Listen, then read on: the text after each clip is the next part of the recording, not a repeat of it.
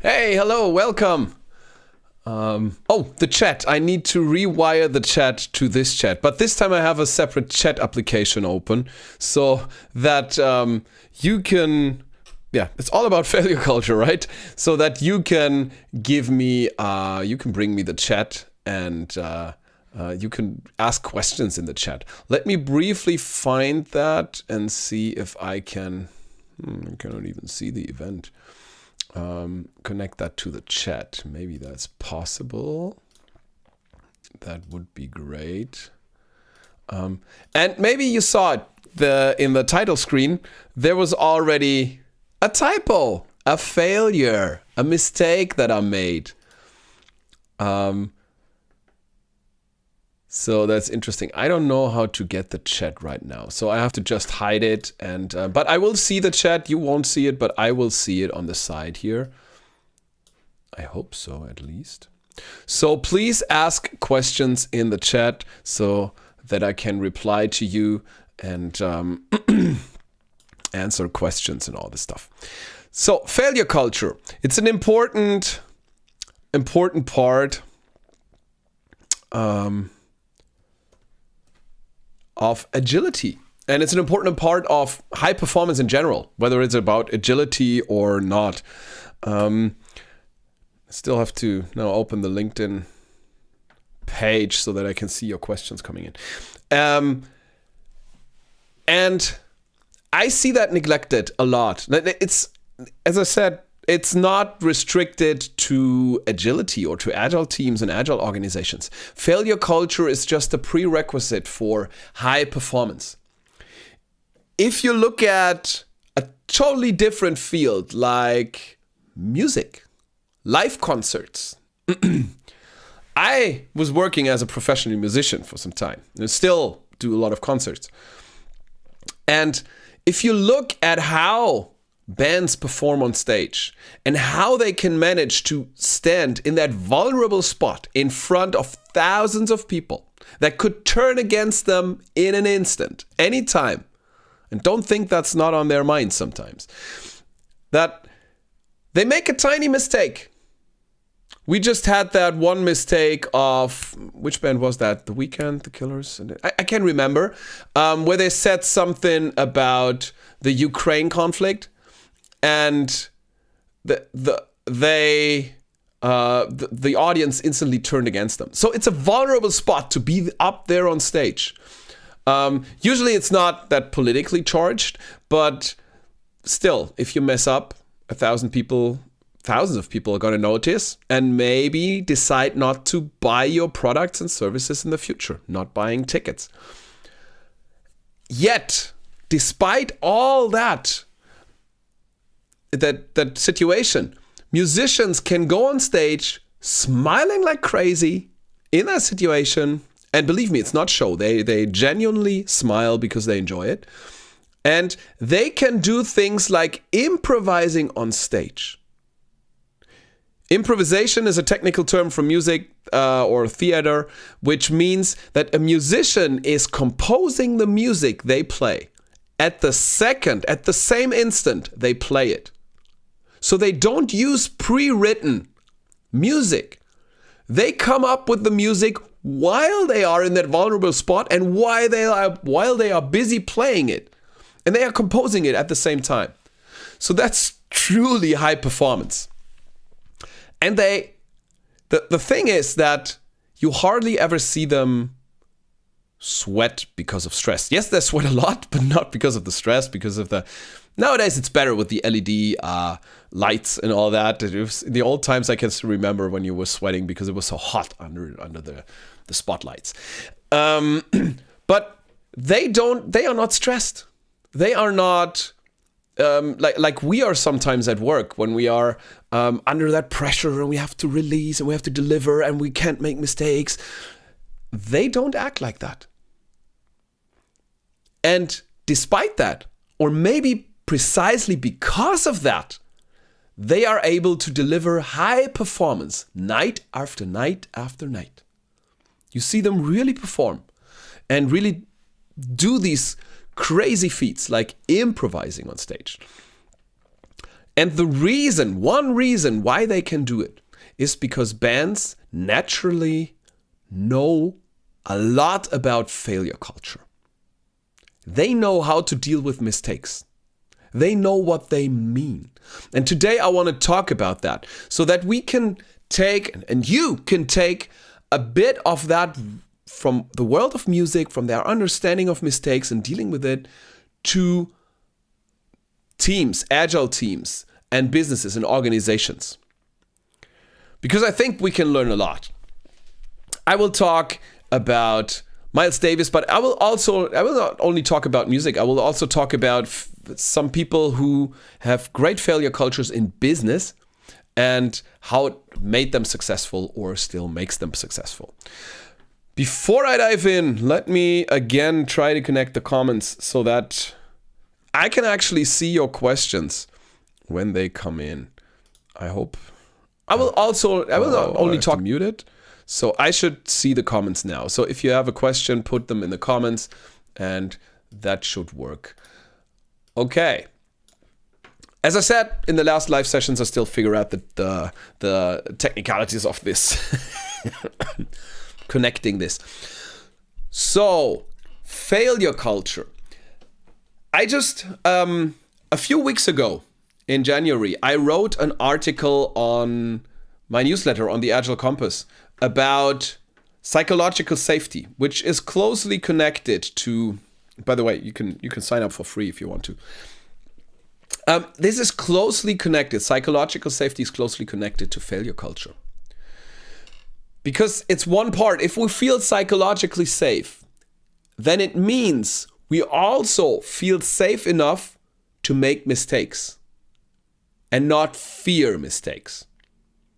It's the same thing when you're like with if you are, I don't know, entering the boardroom where maybe some of us never were before, and you stand in front of these people and you know you cannot mess up. You shouldn't ask stupid questions. You should perform at your best. And this is precisely what makes you not perform at your best. This thinking. And then the different feeling when we get back to our team or even to a group of friends at night when we just have a chat and we don't think about messing up or not messing up or impressing people or whatever. We are just ourselves. We just perform. And we can actually perform better in that state. So the challenge is, how do we get the boardroom? How do we get the team, the organization, our whole work be more like a psychologically safe environment, an environment in which it is okay to be ourselves. It's okay to mess up occasionally. And musicians know a lot about that. When musicians get on stage, they know, I have to just put the comments somewhere. Sorry. When they get on stage, they know that they can make mistakes. That's an important part. No, let me hide that banner here. That's my face. Making mistakes is an important part. If you look at musicians and what lets someone, excuse me, still have a cold. What lets someone perform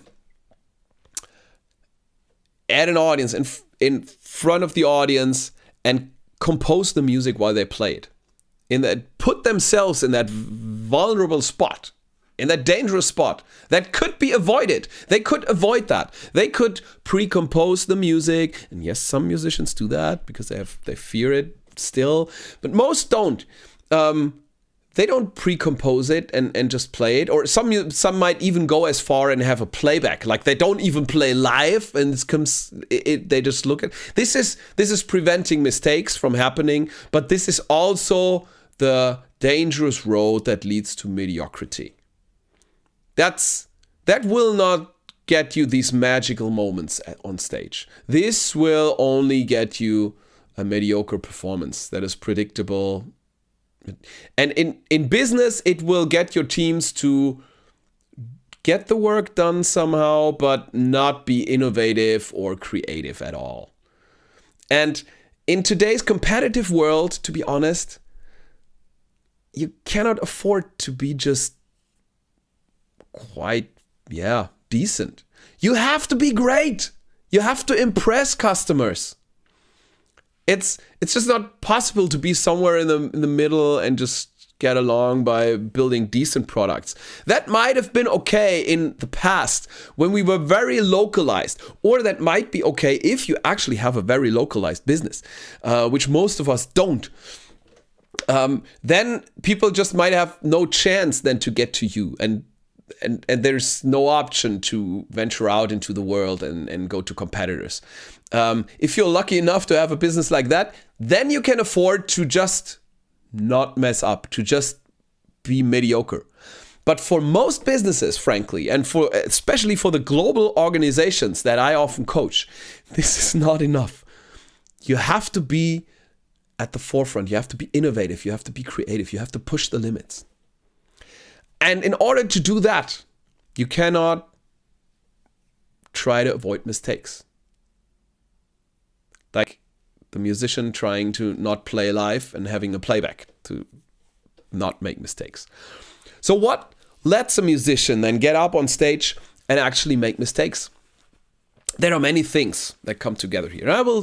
Maybe I can tell the little story about Miles Davis. I love to tell that.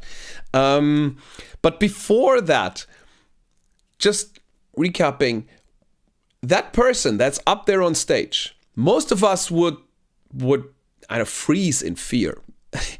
On a big stage in front of thousands of people who could boo at you, throw eggs and tomatoes at you any second if they don't like what you do. You're at the whim of their judgment, their entertainment that they get from you. And you now have to perform. And not only perform, but you also have to be creative and innovative at the same time. And that's difficult. And musicians can do that. They actually enjoy this moment. And I can tell you from my own experience, yes, that's great to be on stage and to perform there and to improvise. It's awesome. But you have to cope with your fears before that. And how we do that, how we create that environment in which we can make mistakes, is because everybody makes mistakes. We are humans. Even machines make mistakes. Then one thing is practicing. That's a simple part, right? You practice so that you can trust. As a musician, I can trust my fingers to find the right notes when I want to play them. So that definitely helps. Be prepared. But that's not the biggest part. I still will make mistakes. And there are two things that help me still do it and still embrace it and still love it and still getting into the flow. Flow is that moment where you forget the past and the future and you're just in the moment, you're just performing, everything feels right and everything magically works. Even things you never tried before that were challenging before, it magically works at that moment. This is why it's like a rock. Musicians are addicted to that feeling. And everyone who's had that feeling is addicted to that. Every one of us have had flow states. Musicians just happen to have them very often. And I would like to have you and the teams you coach and the organizations you coach to have more flow states and just enjoy working at peak performance without getting stressed. And one aspect, the first aspect of the two, is the team around them. As a musician, the team around you, the musicians, but also the crew around you, you know they got your back. You know when you make a mistake, they're up front on stage. They will not do the blame game and point at you and tell the audience, oh, I played the right notes, you messed up. They will not do that. They will help you. They know that what they deliver as a product to the audience, to their customers, is a team effort. It's not possible that one person looks bad on the team and messes up and the rest looks good. The audience doesn't care. They care about the value they get, and that's the whole product, and that's a team effort. So it's a team sport. And this leads to this environment of psychological safety where you know if you make a mistake, your band colleagues aren't going to shout at you. Not during the concert and not after the concert. They will help you. They are there to help you. If you lose your form, you don't know where you are in the song. The drummer might play a slight fill to mark the beginning of the next part for you, so that you can find back. If you run out of ideas for your improvisation, then maybe the guitar player next to you will throw you a few phrases and ideas. So you know you can rely on them. And this makes it much easier to perform, to try new things, and to risk making mistakes. Because you know, if you mess up, they got your back. That's one aspect. Another aspect is how musicians generally deal with mistakes, even without the team behind them. And to get into that, I want to tell you a little story. Oh, I prepared a mistake sound and I didn't play it even. Okay. So, making mistakes. Oh, by the way, before I dive into the Miles Davis story, I have the pleasure, the real pleasure to do leadership workshops with a wonderful colleague from Silicon Valley, with Kimberly Weefling, with the Silicon Valley Alliance. We are doing these workshops, and one rule at these workshops is that you have to make at least 3 mistakes a day. At least 3. 1, 2, 3. Okay?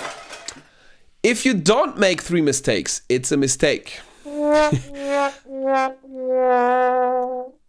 And every time you make a mistake, what you do is you actually cheer. Yay! Mistake! Woo! We made a mistake. So every time you make a mistake, you actually cheer. This kind of takes the edge out of making mistakes. It's not, you don't have to feel embarrassed and people try to not say anything so that you don't feel bad and then get into these awkward silences, awkward moments, and nobody knows what's going on. No, just celebrate. Yay! Made a mistake. And during these 1-week leadership workshops, the vibe totally changes. On the first day, you have to remind people and they are still reluctant to make mistakes. On the second day, they get used to it. And then basically from the third day on, it's a natural habit. And they feel that you can see them move in a different way, sit in a different way, and work in a different way. Because suddenly mistakes lost their scariness. They don't fear them anymore. So, celebrate mistakes. To get into the Miles Davis story. Next time I might have my keyboard sitting next to me and I can play you some music to actually demonstrate it. Right now my keyboard is still in its case because of last weekend's concert. So I didn't get to unpack it after the last concert. But next time, maybe the time after, whenever I get it out again. So the story goes like this. And this is a true story, by the way. And the story is told, I'm retelling it from the junior piano player, from the junior pianist, Herbie. Herbie was a junior on the team of Miles Davis. Think about it, him as the junior on your team. He played with the genius Miles Davis. Miles Davis is a famous jazz trumpet player. Both of these artists are successful in business, or Miles Davis was successful in business. Herbie Hancock's still kicking. Now I already broke the true name of him to you. Some might know him, Herbie Hancock. He is one of the most creative jazz musicians, pop musicians, electronic musicians, whatever. He crosses genres. He's very innovative. And some people even credit him with inventing electronic music like house music and techno. Definitely played his part in it and is very innovative. So Herbie, when he was a junior on that team of Miles Davis, on the band, he played a concert with Miles.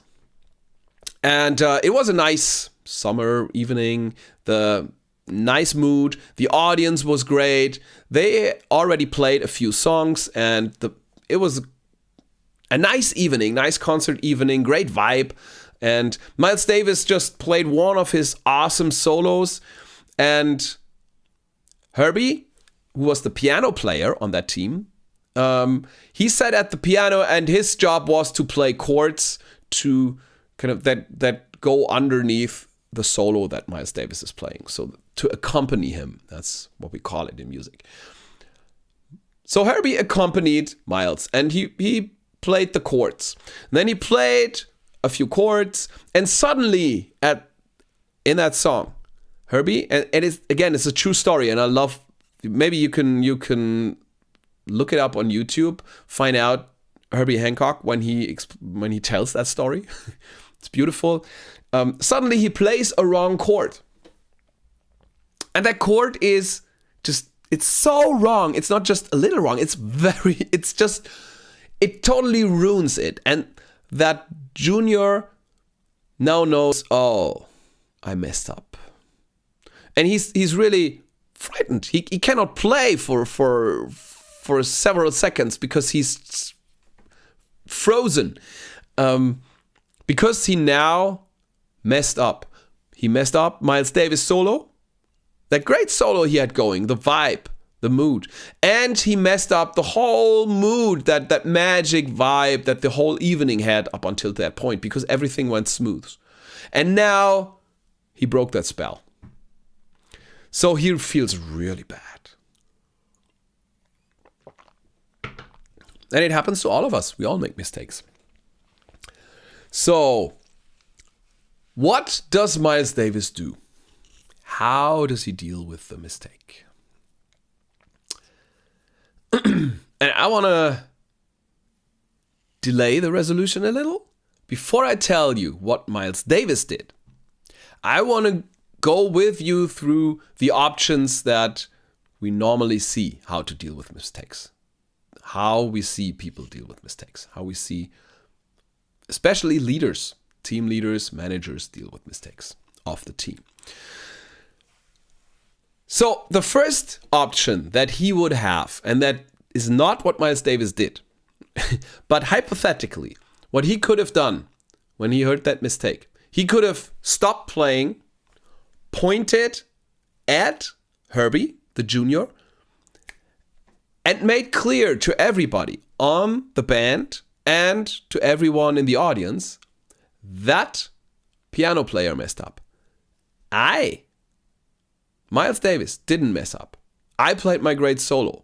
And sorry I had to interrupt it, but it was not my fault, it was his fault. And then he might even turn to Herbie and tell him, Herbie, you messed up. That was a mistake. And if I ever hear you make such a mistake again on stage, you have to find another job. You will not play longer in that band. Okay? So from now on, we will have a KPI in that band. KPI is actually a four-letter word in some companies, I've heard. We will have a KPI. We will measure the mistakes made during a concert. And if the mistakes do not go down over time, you, dear Herbie, have a problem. Okay? So, better make sure mistakes go down over time. And we have another KPI. I want you to practice now, because I think you messed up because you didn't practice enough. If you practice more, you wouldn't mess up. I think you're lazy. I don't trust you to do the practice. So I will check on you. I will sit with you every day so that you practice, that you put in at least 4 hours of practice every day. That's the new KPI. Okay? Number of mistakes made during the concert and hours practiced per day. And then Herbie will feel great, right? The poor junior on the team now being relegated, maybe in front of the audience, maybe after the show, behind the curtain. And that's obviously not how we want to deal with mistakes, because what will happen then? So let me see. LinkedIn always tells me that the video has ended, but it clearly has not. So try it with the comments, please. I will try to read them somewhere, but please be patient with me if I can't. So Herbie will feel bad at that moment, right? You will feel intimidated and not feel great or motivated, and certainly not be in an innovative or creative mood. The thing is that the manager behaving like that will be successful. The KPIs will work. That person, that junior piano player, will actually make fewer mistakes in the future. And that junior piano player will actually put in the practice hours. So the Tayloristic managers, that's coming from scientific management. I went into the history yesterday on the live session. For these managers is actually confirming their management behavior. So see, it works. I just have to put pressure on them. I have to install KPIs. I have to check on them, and then they will perform better. And that's the dangerous part of this, because at first glance, it looks like this is working. It looks like it is working, and it seems to make managers even more confident in that style of management, in that Tayloristic thinking. Also makes them more confident in the view of the human being that's underneath that management style. McGregor called that type X management. The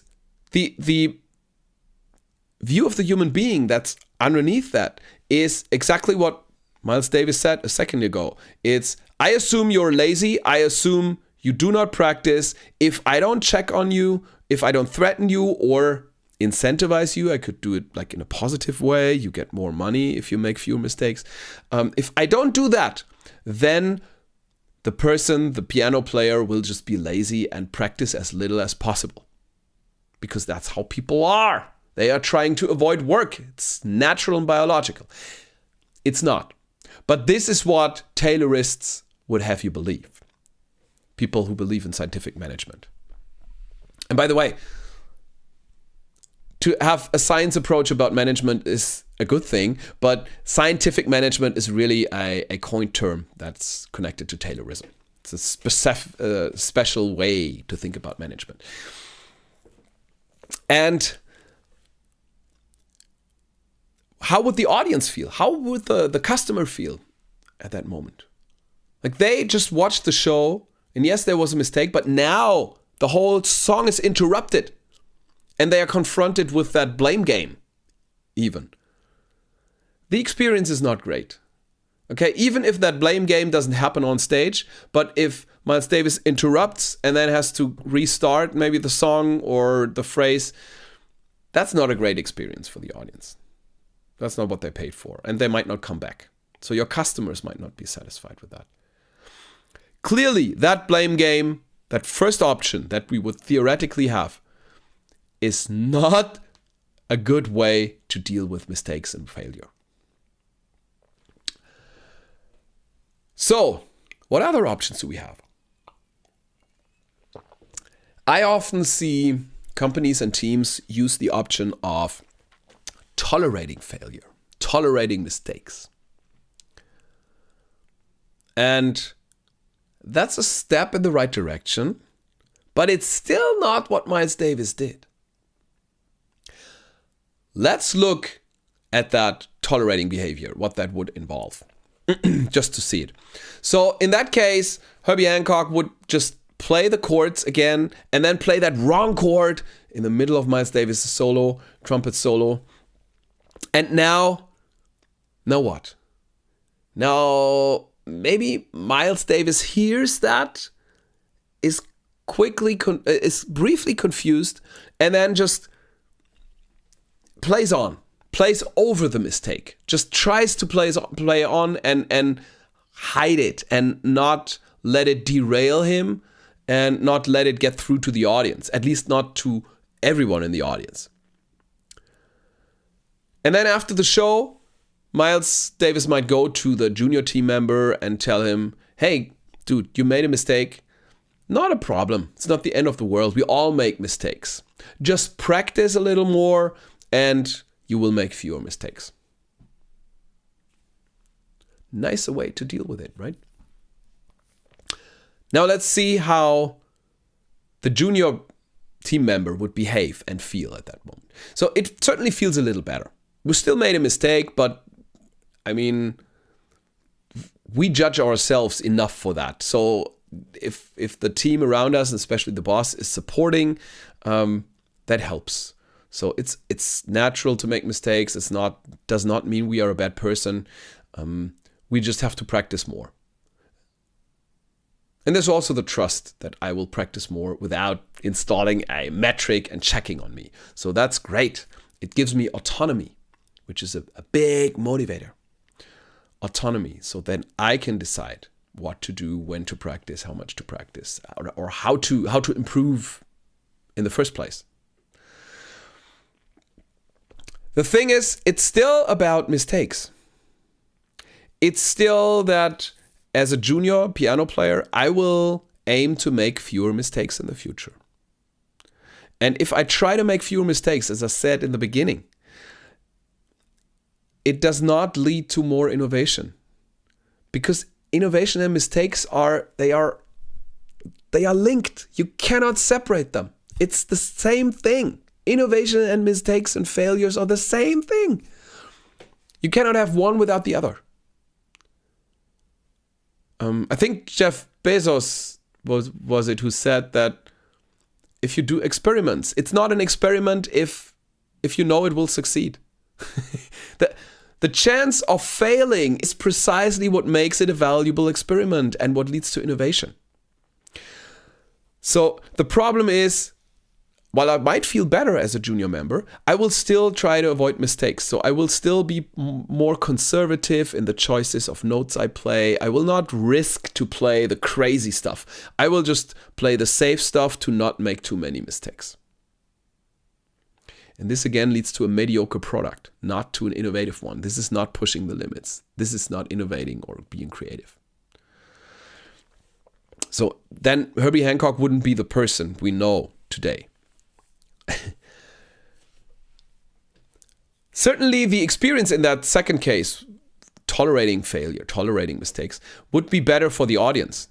Because while the audience might have noticed a slight hiccup, we just played on and we just tried to cover up the mistake, and at least we didn't disrupt the flow. So even the audience members who heard the mistake will quickly forget about it. This is just how our brains work. Okay, then you just don't make the mistake on the last note of the concert. This is important. Start together, end together, make that nice, and everything in between is basically forgotten. There's nice psychological effects that are involved here. And they can be used in many. I've heard that these effects are used in colonoscopy. That they even do, like, the painful part, you don't remember it if you end with a less painful part.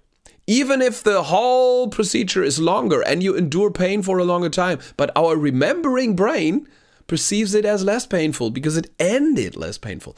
The same is for a concert. If you end the concert playing together on a nice note and you play the right notes, it's gonna basically make people almost forget the mistakes before.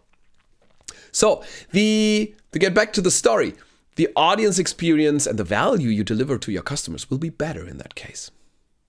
Still, we hurt creativity and innovativeness a little with that, or not a little, a lot, because we strive to avoid mistakes.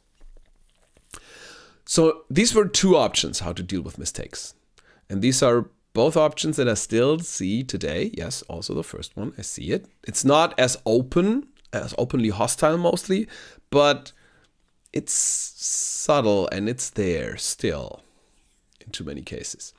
Maybe you've experienced that. Let me know. Write me a comment and let me know. Let me see if I can. I think this is the wrong chat. Yeah, I have to get this right to see your comments next time. Let me quickly check. Maybe I can get something here. No, it's not working. No. Okay, I have to figure that out another time. So these were two options. Now to the third way how you could deal with mistakes. And this is how Miles Davis actually did it. And it baffled Herbie, the junior member. And it took him a long time to figure out what happened. Because what happened was this. When the junior team member made the mistake, so imagine on your team, some junior team member messing up. Herbie played the wrong chord. And while he was still thinking, he ruined the whole product, the whole experience for the audience. Miles Davis just took a short breath. And then he played a few notes that made the wrong chord right. He played a few notes that made the wrong chord right. And that's something that baffled that junior team member. Like he played such a wrong chord. It was so outside of what was possible. It wasn't a little mistake. It was really far off. And Miles Davis played something over it that made it right in retrospect. How can you do that? And that's the genius of really dealing with mistakes and having a good failure culture, in my opinion. And the secret how Miles Davis managed to do this is important. I will tell you the secret, and then I will tell you what is underneath that secret that can help you as maybe a leader or an agile coach, if you help leaders, if you help teams, or scrum masters. The underlying mechanics that help you to help other people in the company, in the organization, be like Miles Davis and react like Miles Davis in such an instant. So what he did is, or what the difference was, let's first look at what Herbie, the junior, did. He played chords and he listened to what he played and then he judged. He said, okay, this is, oh yeah, right chord, I played it right. This, I played it right. Oh, he played it right. Oh, wrong chord. I played a wrong chord. He said, this is a right chord, this is a wrong chord. he categorized, he judged. Miles Davis didn't judge. Miles Davis did not even, and that's the magic, Miles Davis did not even hear a wrong chord. He just didn't. He never heard a wrong chord. What he did is he didn't judge. Instead of right chord and wrong chord, what Miles Davis heard was just musical chords. Musical events. Neutral musical events. And they came to him. And his job as a solo trumpet player was just to react to these musical events happening around him. Not judging them. Not saying, oh, this is right or this is wrong. No, just reacting to it. And some of you might see there is a very Zen-like nature or a stoic nature to that view of the world. It almost transcends the workplace and goes beyond that. But I don't want to go into that. Let's stick with just business. Or music in that case, which is also business for musicians. Then he just didn't judge. And so when that chord came, it wasn't a wrong chord. He wasn't busy trying to think, oh, wrong chord, how can we deal with a mistake? He was just hearing a chord, and it was his job to react to it, to play notes over it. And maybe this particular chord was tickling his creative brains because it was challenging. It was something new. Oh, nice. What can I play? Oh. And it maybe was a springboard for a new creativity, new innovation that he played over that. So he might have even embraced it instead of cursed at it. That's the genius. And whenever I tell that story, I tell that in keynotes. Usually I demonstrate it in keynotes. We play it with music. Sometimes do that together with Jens, a great agile coach, psychologist, and by the way, also trumpet player. And we do that together in keynotes. It's a joy, and we demonstrate that. So if you ever want to see that, hire us into your company to do workshops like that and to do keynotes. So it's a joy to do that and to really demonstrate that. But what we sometimes get as a comment is, oh, well, that's nice in music because it's art. It's not really hard defined. But if you go into engineering, precisely engineering machines or writing computer code, this doesn't cut it. There is no, this could be reinterpreted as nice or something. And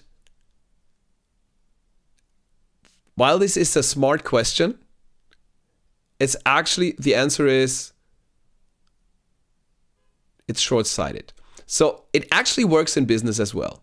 Trust me, I'm an engineer. I have a master's in computer science. So I know very well the pickiness and preciseness of computer code. And it still works. And there are so many examples in the business world where products were built. I mean, you could look at companies, hardware companies especially, like the Musk companies are good examples, like SpaceX, or you see them make mistakes. It's part of what they do. You see Google mess up. 99% of Google's products are just failures. You see Amazon mess up. They messed up so many times. And this is precisely why they are where they are, the most valuable companies today, because they embrace that messing up. They don't judge. It's part of the journey. And there are many stories from business. There's, for example, we all know the sticky notes, the Post-it notes, 3M story. They tried to make a strong glue, I think for aerospace or something. And yeah, it turned out to be super weak. But they failed. Certain people in the company refused to see that as a failure. They saw it as an interesting event. There are many more stories. There is something about tires, and there is something about gene sequence in there. There's something about champagne and I don't know, Viagra. We know so many things that were mistakes. The super glue, mistakes that people just refused to categorize as mistakes. And maybe the story of the super glue is interesting. I don't want to tell the penicillin story again, but that's certainly probably the most well-known, where someone refused to see a mistake, the growing mold over the petri dish, refused to see that as a mistake and just saw it as, an interesting event that's worth looking in deeper, and then found penicillin, which saved millions of lives. But the super glue also saved millions of lives. It's used in surgery. Probably not the same super glue you can buy at Home Depot, but super glue saved a lot of lives. And it helps build many things. And super glue was invented because, you know what they tried to do? They tried to invent canopies for airplanes. That was the story. Not to glue them. That was not to make them sticky. It was the transparent material. Because glass is just, it's pretty fragile, it's heavy. So if you put it on airplanes, it's probably not the best material. You want to have something else. And they tried to find like some plastics, that transparent plastics that you could use for that. And one thing they had, I forgot the real chemical technical term of super glue. It's long, I've totally forgot it.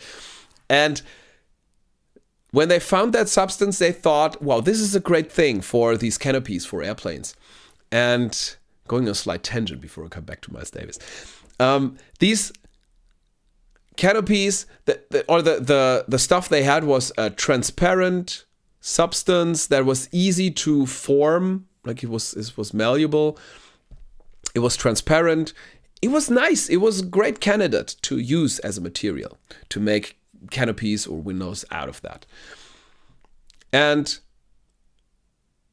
it didn't work because that substance had a few nasty attributes. And one of the nasty attributes was that it stuck to everything. It was hard to get off it stuck to everything immediately and glued it together. Which is very annoying if you want to like put it into a stamp and just, I don't know if I'm using the right technical term here, but if you try to make pieces out of it and you stamp it and then you take it apart and you can't take it apart because the substance you're trying to put into form is actually gluing it together. So that's nasty. So it's a failure. It doesn't work for these canopies, for these cockpit windows.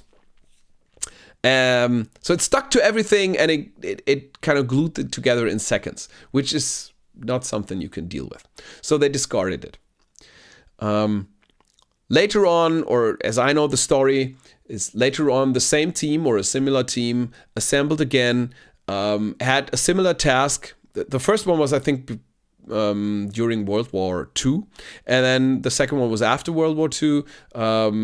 They were looking for candidates again. They looked at the substance again, still couldn't get it to work because it was so nasty to work with. And the third time, actually, the guy leading the team started finally refusing to see this as a mistake or as a failure, this substance. And he said, it's actually interesting. What if that wasn't a bug, but a feature? Everything it does, like this behavior, this nasty behavior that we curse at. And at that moment, he invented super glue and got the patent on it and everything from there on. So it was a mistake, but he refused to. I mean, the first two times he kind of saw it as a mistake, but it stuck around. It stuck around. And he finally refused to view it as a mistake. And that's also what Miles Davis did. He just didn't see mistakes. He just saw interesting musical events, and it was his job to react to them. Just imagine if you on your team or in your company could refuse to see what you see as mistakes today, to categorize that as mistakes, and just say, well, that's something interesting. We didn't expect that, but it's interesting. Let's play on that. Let's play with that. Let's be inspired by this. Now I hear people say, and I can remember I had that last time when Jens and me were giving the talk in front of bankers, like agile coaches at a bank. It was great, great guys, great audience.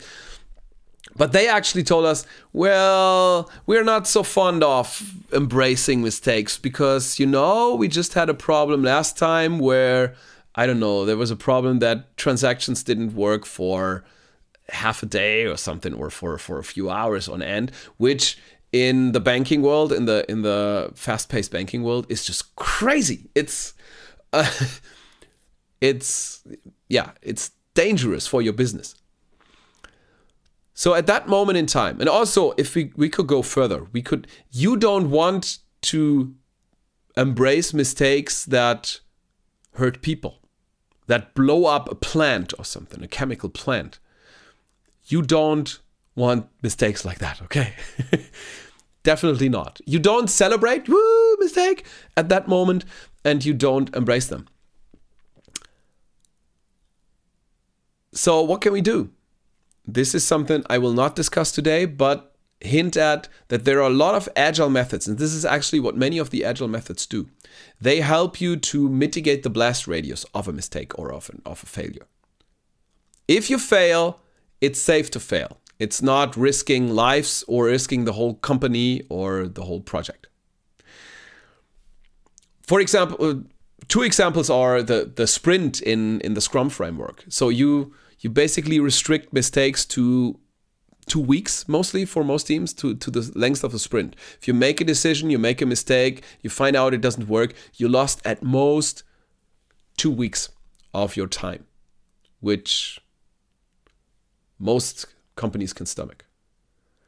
And another one is testing, automated testing. If you have a test-driven development approach, you have automated testing. Tesla does that a lot. Every car self-tests during its production. It's built and it constantly tests.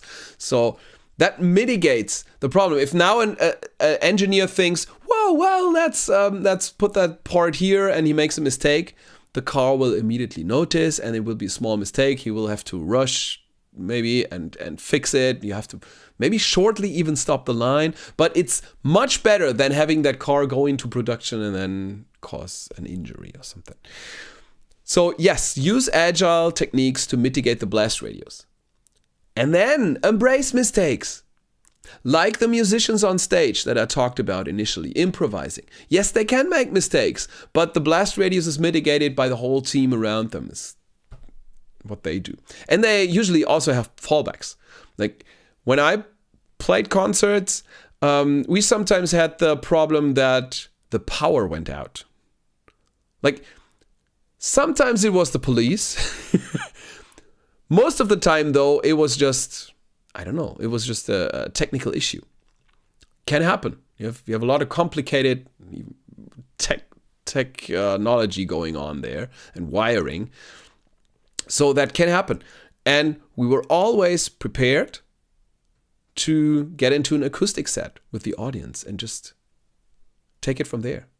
If the most common thing is when you see a guitar player and you see the string pop and they have to exchange that. That usually doesn't derail the concert.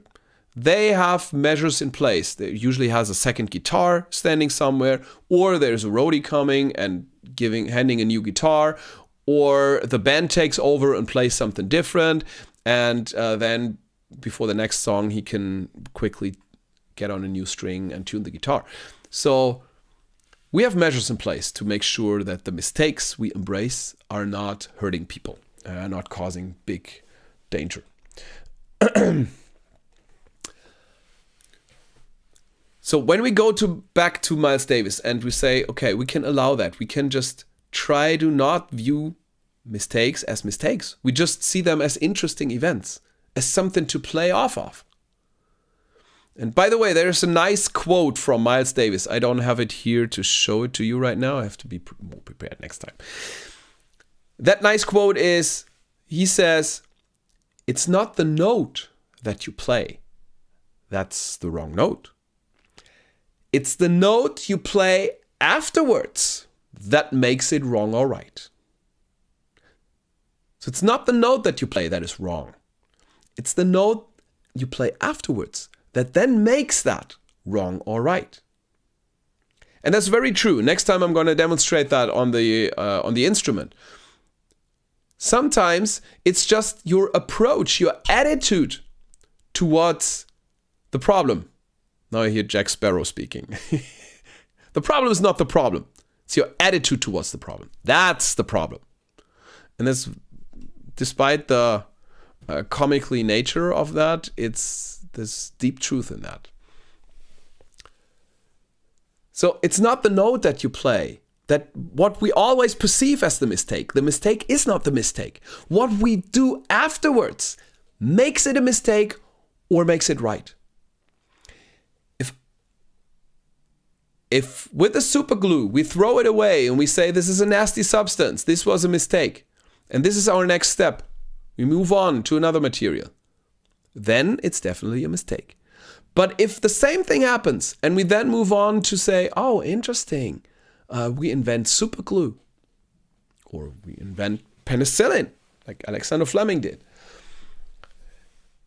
then suddenly it wasn't a mistake. It was a stroke of genius. This is how we want to be able to deal with mistakes. We want to put our minds into that mindset that we don't look for, oh, mistake, how can we cover it up? How can we keep it on track and all that? But we want to open up to new possibilities. And that actually gets us to high performance and to creativity. And it's also much more fun, frankly, than anything else. And that gets you into these flow moments as a team, as a company even. I don't know if that's technically possible, but everyone on that team can get into flow situations more often. And for that matter, I would say the company gets into the flow state more often. So, how can we do that? How can we be so relaxed and so professional like Miles Davis? I mean, he was a genius. How can we react to mistakes like that? One thing I already mentioned is use agile methods to mitigate the blast radius of mistakes. Like short feedback cycles, short iteration cycles, use short iterations. Iteration cycles is doubled. Short iterations. Use test-driven development, use automated tests. Yes, please use them a lot. I cannot iterate that enough. So many people still don't use them and still doubt whether it's worth it. Tesla even does test-driven development in hardware. They invest most of what they spend in money. Their budget, the most of what they spend is going into automated testing. And they do it with a reason. They don't just do it because they're crazy engineers. Do that. That's one thing. The other important part, how can we help people to deal with mistakes in that way and to be really high-performing, innovative, and creative as a team and as a company, is the following. When we would ask Miles Davis, what were you thinking about that piano player when he made the mistake? When he played the wrong chord, what would Miles Davis say about his assumption of that person, of that junior team member? Well, first of all, Miles Davis would say, I didn't hear a mistake. Which mistake did you mean? You meant that fancy chord. That was genius. And maybe what he would assume is not that the piano player made a mistake, but that the piano player tried to push his limits, throw him a creative curveball. So here's one. See what you can get out of that, if you can make it. And maybe he assumes it was a positive intention. He assumes Positive intent in the junior team member. He assumes he tried to push his limits and help him to be more creative and just play that little game. Or maybe he would just assume that, yes, he played a chord he did not intend to, but he was trying to push his own limits. The piano player, Herbie, was pushing his own limits and trying to play more than he would usually do. And mistakes happen by that. He tried new stuff, but still a positive intent. It was not the intent to be lazy and to play wrong notes, but to even make it better, to enhance the value of the product. So you see that the main thing that changed in the whole situation wasn't the wrong chord. The wrong chord is still there. The main thing that changed was Miles Davis's view of the world and view of human beings in general, especially of his junior team member. Instead of assuming he was lazy and didn't practice, and he tries to practice as little as possible. And he has to kind of like incentivize him in certain ways to practice and to make fewer mistakes. Instead of that assumption, he suddenly views him as having positive intent. That what I mention a lot of times, API, assume positive intent in everything people do. And once he assumes positive intent, then he can view the same action as something positive, pushing the limits, trying new things, throwing him a creative curveball. The facts didn't change. It was just their mindset, view of other human beings. That changed. API, assume positive intent. This is what allowed Miles Davis to actually react in the way he did. Just play a few notes to make the wrong chord right. He wasn't trying to play around a mistake or to hide it or to whatever. He simply wasn't even hearing a mistake. And what enabled him to do that was that he was assuming that everyone on the band, everyone in the team, everyone in the company was doing the best they could. They had positive intentions all the time. Even if they messed up, even if they made crazy stuff, they had positive intent. And it doesn't, that's the magic, it doesn't even really matter whether these people have positive intent. It doesn't matter. It matters what you think. It matters, your perception of the world matters. We're back to Zen, Buddhism, and Stoicism here. This is what matters, because that gives you different options in that split second after it happens, how you deal with it. Do you go down the road of the blame game, trying to cover up the mistake, or do you go down the road of creativity and innovation and using it to be better? So always assume positive intent in people. That's the core of failure culture. Then you can really embrace that. Just telling a company, or if I go as an agile coach if I as an agile coach go into a company, I cannot simply tell leaders and managers to embrace mistakes. While they might believe me and see the logic behind it, it's hard to embrace a mistake when someone really messes up in your company and you are responsible. It's hard. And our job as agile coaches, as scrum masters, at whatever we do, as leadership coaches, is not to tell them to embrace mistakes or to allow mistakes and to build a new failure culture, but to help them, to give them the tools, to help them really do it in that moment, to have the reflex of saying, great, interesting, and not think, oh, mistake, I'm not supposed to think of it as a mistake, but that guy messed up so badly and it costs us a lot of money. So, and API is the key for me in my coaching, that once I can help them understand that human beings, they usually have positive intent. And for all purposes, I assume that they 100% of the time always have positive intent. Because it doesn't matter if that's true or not. That's not what I'm interested in. I'm interested in my options that I have as a leader to react to that. And by the way, if 99% of people really have positive intent when they mess up, even if there's 1% or even 10% that do not have that, I'm still better off assuming that acting in a way that caters to the majority of people, because most people actually have positive intent. And this way we can deal with mistakes differently. We can allow them. We cannot even see them as mistakes. We can see them as creative opportunities. And if I go back to the KPIs before, like if you remember that fictitious Miles Davis never did that, but would have installed the KPI of, we make less mistakes during the concert. That's a KPI we want to have, or number of mistakes during the concert, and we want to bring that down.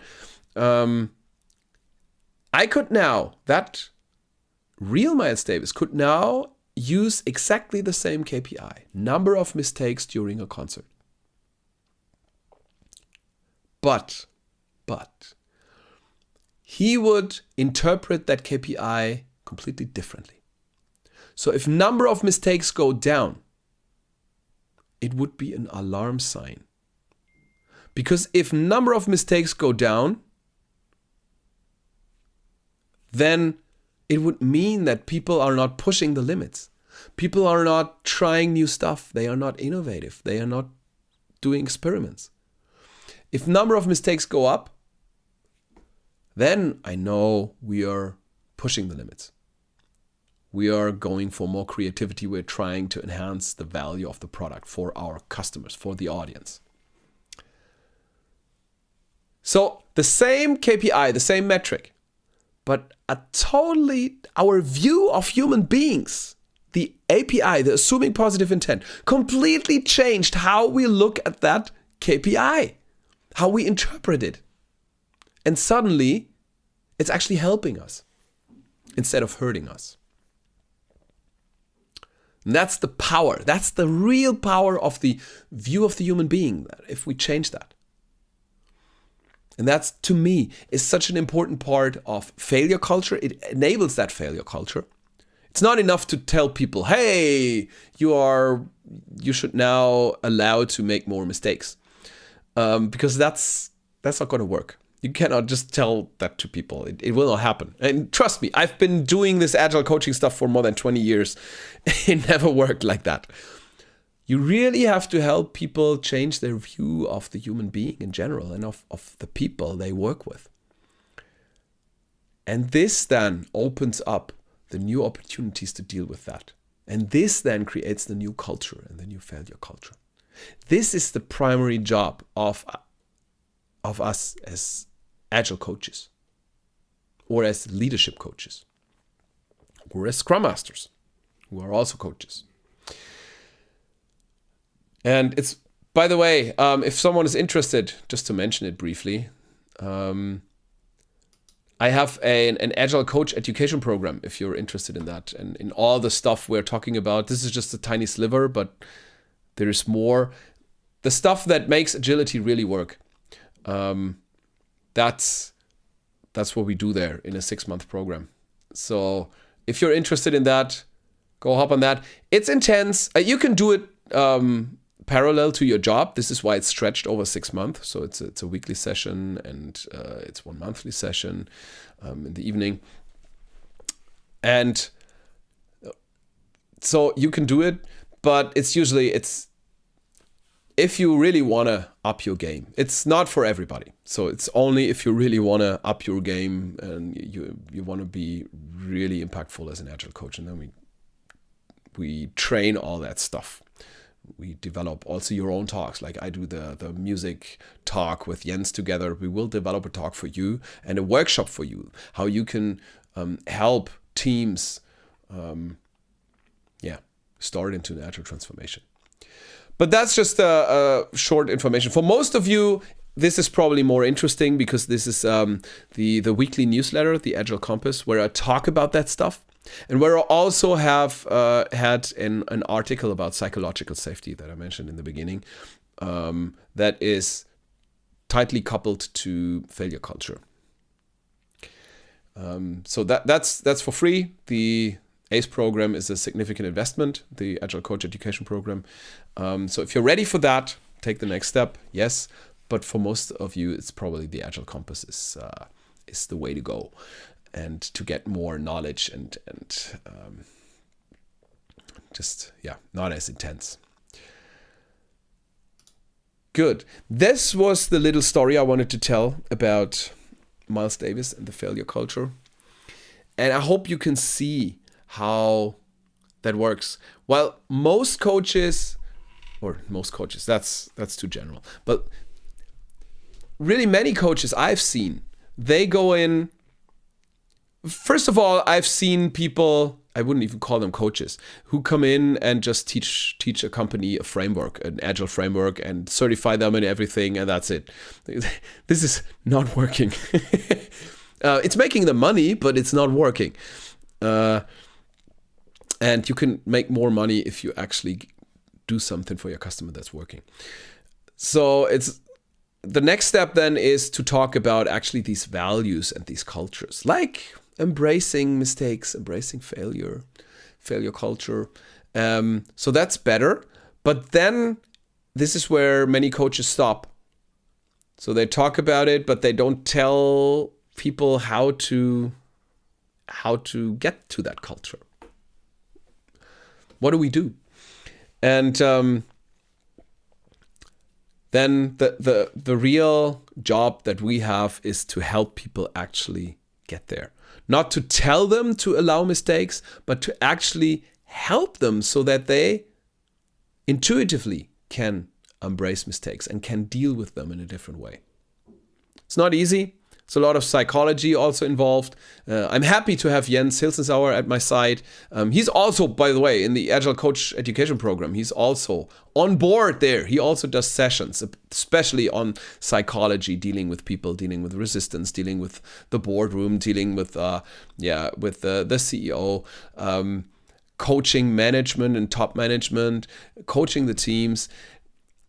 There's a wealth of knowledge he has from psychology. I learned so much from him. So that alone is worth the Agile Coach Education Program. But then also I'm doing sessions, of course, most of them actually. So failure culture is important. And I could go on with this forever because there are so many examples. I just want to make sure that you know it's not just a framework. The frameworks help, but it's also not about telling people to allow mistakes and to be more courageous. Be courageous. Don't be open. Don't fear. Yes. Have you ever tried to actually tell that to someone? Did it work? Hey, you coward, be more courageous. Yay, suddenly that person is more courageous. No, it doesn't work like that, unfortunately. So we have to learn, as coaches, we have to learn techniques, how to get people there, how to actually make them more courageous, how to actually make them trust other people, how to build a trusting team.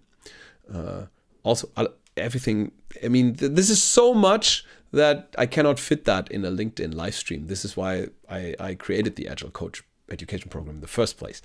So, but the technique for failure culture, one important technique is the API, assuming positive intent. We have to learn that.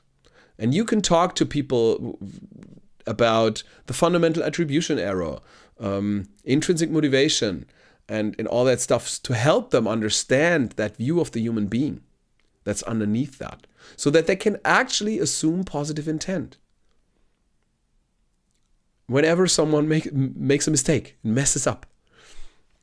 And once you can do that, then the right behavior will follow automatically. if you look at the world through different eyes. So this is what I would like you to focus on with your team, or focus on with your organization, or with the organization of your client if you're like an externally hired agile coach like I am. Then focus on that to give them a different perspective, to let them see through different eyes. And also always assume positive intent in managers and top management. They are human beings as well. We sometimes forget that. Assume positive intent. Also assume positive intent when someone resists the agile transformation. You can, I did a whole live session here, and maybe you can still find it on LinkedIn, about embracing positive intent when people resist change. Because once you accept that, once you fundamentally view the world in that way, you can see that these people are not dangerous or trying to hurt you and trying to block something, but they are actually trying to help. And then you can find ways to bring them on your side or come to their side. You were on the same side all along, but you just have to talk about it and see it. And then the magic happens. And in my experience, the people resisting agile transformations the most initially often become the biggest evangelists of the change afterwards. But that I wouldn't get to that situation without assuming positive intent in everything people do. And I hope you can do as well. That's my closing words for today. I hope you enjoyed the session. Next time I will get the comments working. I hope so. It's a journey. I'm getting better, making mistakes. Thank you for joining me on that journey. If you want to join me more closely on that journey, consider just for free subscribing to the Agile Compass. I will also added a paid option, which is just $7 a month, and then we have a Discord chat and all this stuff, so more. But you can just join it for free, and then we can stay in contact. You can, by the way, once you're on that email list, you can you not only get the in-depth articles for Agile coaches and for leaders, it also works for Scrum Masters, by the way. You can also always write me. You can reply to any email if you have any questions and topics. So that's an option. Use it. Please use it. And let's stay in touch. Let's make the world a better place with agility. And with that, thanks. Goodbye. Have a great day. Rest of the day, wherever you are. And see you next time.